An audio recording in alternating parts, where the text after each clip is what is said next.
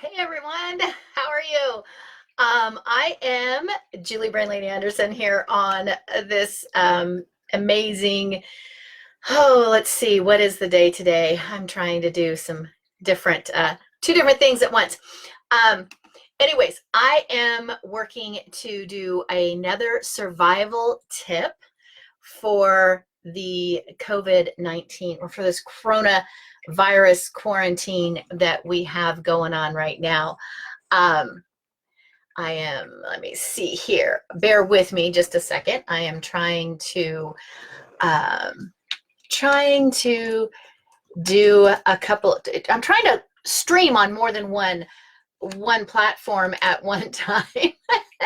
It's not, I'm not as technologically um, gifted as some people are. So I'm trying to go here on YouTube at the same time, but I don't think it's going to work. So I'm just going to I'm going to take this and I'm just going to stick with Facebook. And in the meantime, let me go and I'm going to share from, let me see here. Okay, I am going to share the video right now onto my personal page. And that way, anyone who isn't connected to the business page can definitely connect with me or can definitely watch it here on my personal page. So I'm going to do that really quick, really quick. I'm just going to share now public. Okay, I think that's it. I think we did it. I hope. Anyways, all right. What am I going to talk about today? As you know, I started doing these quick lives just to share some what I'm calling mind your brain chemistry type videos. Because if you go back to last week, I posted the first video, which was all about the amygdala and how the amygdala can hijack your brain when you are overwhelmed with fear or with stress. And right now, during this whole crazy quarantine thing, there's a lot of people who are experiencing a lot of fear and stress. And what I want to try to do is I want to limit that, and I want you to control your brain, because I explained how if the amygdala is taking over, your immune system is affected negatively. So if you want more details on that, go back and watch the video that I did live a few days ago. It was actually, I think it was Thursday of last week. So what was that date? I should look that up so I can reference it, so you can get more details on that. I'm not going to go into more details about that on this video. I'm just going to say this is another one of those great tips that neuroscience has shown will create healthy reactions within your brain, because you want your brain tip-top, because if your brain is tip-top, that's going to help your immune system. Plus, it's just kind of stressful staying at home. I know I'm getting a lot accomplished, but oddly enough, I'm not getting as much accomplished as I thought I would. I thought I would just like, oh, the house would be spotless by now, and I would have the new website redo figured out and done and over to the web designer, and the new amazing online brain personality connection assessment done. And yeah, not so much. It's kind of interesting that I'm not, yeah. Anyways, I'm not getting done as much. I don't know about you. So I've got some frustration going on. But one of the things that I do, I talked about a Change Your Mind program that I have that's all about really just developing a healthy brain and a healthy mindset, and a very positive one. And right now, I think this is such important information. So I'm just putting it out there for free here, just sharing the tips and sharing some of the neuroscience behind that, because I think it's going to be very beneficial for that. So we talked about on the first video, just oxygenating your brain. I talked about on the second video, getting outside, especially if you could get sunlight, was what I really focused on, and how that affects the chemistry in your brain and the serotonin in your brain. That one I think I did on Saturday maybe.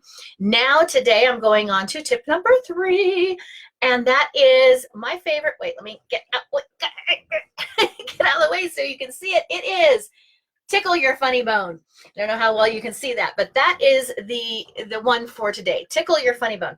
Why is laughter so important to brain health? Well, to start with, laughter during this particular time is just a good thing, right? It's something that it relieves stress, right? It reduces stress. But I'm going to read to you a couple of the things that has been shown physically, literally, to take place when you are laughing. So this is the science behind the reason why, because you know me as a brain lady, I always want to know how is it affecting the brain and what's the positive responses that you're going to, that's going to affect or be good for your brain. What's the neuroscience? So let me read a couple here. There was a Swedish study that demonstrated how the use of humor improves the quality of life and symptom relief from illness. So if you are affected by this particular illness, you'll want this information. Or if you're just in pain from just other things that you suffer from, you want to laugh, right? It says that it does this through creating the body's own medications. The brain is like a natural pharmacy. It can release a combination of endorphins and other neurochemicals that have an analgesic or pain-killing effect on the body. Isn't that great? So you can, by yourself, reduce your pain just through laughter. Not only do the endorphins act as a natural painkiller, but they also make you happy, elevating your mood. Okay. All right. According to psychologist Herbert Lefcourt of the University of Waterloo and Dr. Ron Martin at the University of Western Ontario, they found that stressed out individuals who had a strong sense of humor were less depressed and anxious than those whose sense of humor was less developed. So are you stressed? Is this current situation kind of stressing you out a little bit? You need to laugh. You need to tickle your funny bone. Laughter is effective at any age. Research conducted at Westchester University in Pennsylvania found that students who used humor as coping mechanism were more likely to be in a positive mood. Another study that was done at Albert Einstein Medical Center in the Bronx, New York. New York needs some laughter right now. Studied depressed and suicidal senior citizens, and the patients that recovered were those who demonstrated a good sense of humor. This, as you know, I talked about the psychoneuroimmunology and how humor has a positive effect on the body chemistry or how your thought process affects your immune system, and humor obviously affects your brain, the neurochemistry in your brain, in a very positive way. There's another study, one of the studies that I learned 20 plus years ago, and I absolutely love it. I love quoting it. It was at Loma Linda University Medical Center, and Dr. Lee S. Burt conducted a study on the effects of laughter on hormone levels, good and bad, on the body. He measured the changes in several different components in his test before and after these test subjects, his control group, watched humorous films. He found that there was a significant increase, this is important, increase in spontaneous immune cell proliferation. Say that 10 times fast. So the immune cells, there was a spontaneous increase in the immune cells that were being produced just because the person was laughing. How amazing is that? An added plus was not only was there an increase in the good cells, but a noticeable decrease in cortisol. There's been a lot of attention over the last decade on cortisol and how that's a stress hormone. And while it has a design of being produced into the body just slightly, a little bit during when the amygdala takes over and is protecting you, that type of thing, on a regular daily basis, you don't want it. Right? You don't want that in your body, because not only does it affect your weight, but it also affects other processes in the body. But it actually, laughter reduces cortisol. All right? Cortisol is a hormone that has an immune suppressing effect if it's too high in the body. If you're under a lot of stress, right? Then because of this in your daily life, or because of the current situation, this is what's going to happen. That cortisol is going to go up, that your immune system is going to go down. We don't want that. So we want laughter. So this is one of my absolute favorite tips, because who doesn't like to laugh? Okay. So what are some of my favorite that I'll put them down? I'll put some links down in the comments for you to some of my favorite YouTube videos. Some of my go-tos, Carol Burnett. Let's see, what's another good go-to? Robin Williams, although I do have to say I'm a little picky about some of his stuff. I like going for his later stuff when he was a little bit older. His earlier stuff, he was a little foul-mouthed. I kind of steer away from that. But some of his interviews are just absolutely hilarious. I'll find the interview that he did on the history of golf.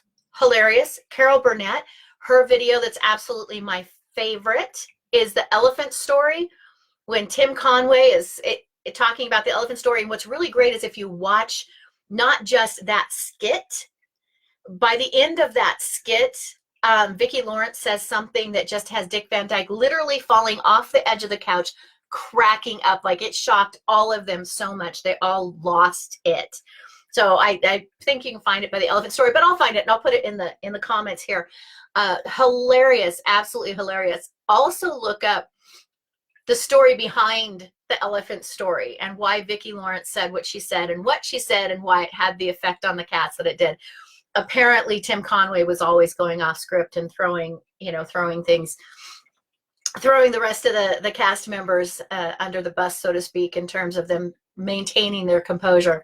So lots of great skits in that. I had someone send me on Facebook in a Facebook message this morning. Carol Burnett has a skit that she did. Again, I'll link it down in my comments. She has a skit that she did that was, hey, how are you? Oh my goodness, watching from Kenya. Ilagosa?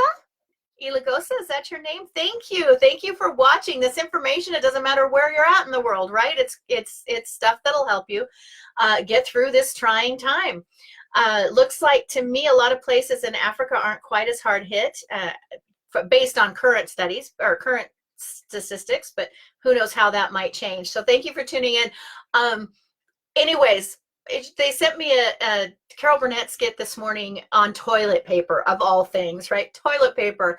So I'll also include that. But find what's your go-to. Let me know. Write down in the comments, what is your go-to funny, haha, tickle your funny bone type videos or comics. Maybe it's a comic strip. Whatever that may be, the whole idea is to just raise those endorphins, right? Reduce the cortisol, raise the endorphins. And I tell a lot of my clients when I'm working one-to-one with clients who are battling with a lot of negativity in their life, I tell them start off every day this way, right? Have those channels, those YouTube channels, or now you can stream any of the old comedies now. There's tons of streaming going on. So while you're sitting in the house, instead of watching, don't go watch Contagion, right? Don't watch 12 Monkeys.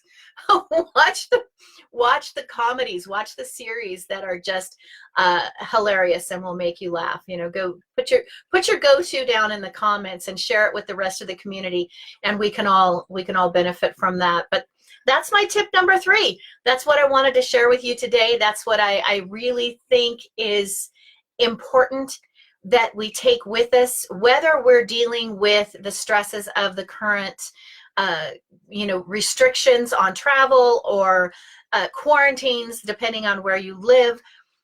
Be sure it's a great tip. It's a great fun thing to do. Tickle your funny bone. Laugh. Laughter every day is absolutely amazing. Okay. All right, I am going to leave you with that. I am going to stop this now. If you like it, give me a thumbs up, share it out to your community, and let's just get everybody laughing. All right. Okay. Till next time.